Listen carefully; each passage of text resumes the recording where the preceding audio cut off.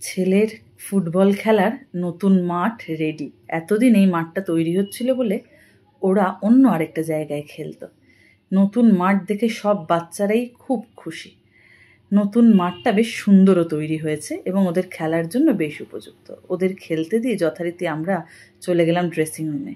আজকে জেঠিমা আমাদের জন্য ওনার জামাইয়ের স্কুলের মদনপুর থেকে রসগোল্লা নিয়ে এসেছেন আর আমাদেরকে বলেছিলেন বাড়ি থেকে কৌটো নিয়ে আসতে। আমরাও যথারীতি কৌটো নিয়ে হাজির।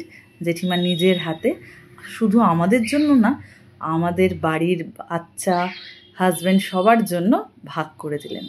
তারপরে যথারীতি আমরা চলে গেলাম আমাদের চায়ের থেকে। আজকে অবশ্য অন্য জায়গায় চা খেলাম। আজকে চা খাওয়ালেন কল্পনা আন্টি। উনি আজকে আমাদের চা বিস্কুট খাওয়ালেন। আজকে আমরা সরোজের চা খেলাম। ওদের দোকানের চাটা কিন্তু বেশ সুন্দর। দেখো, দুধ চা স্পেশাল ওই দোকানের।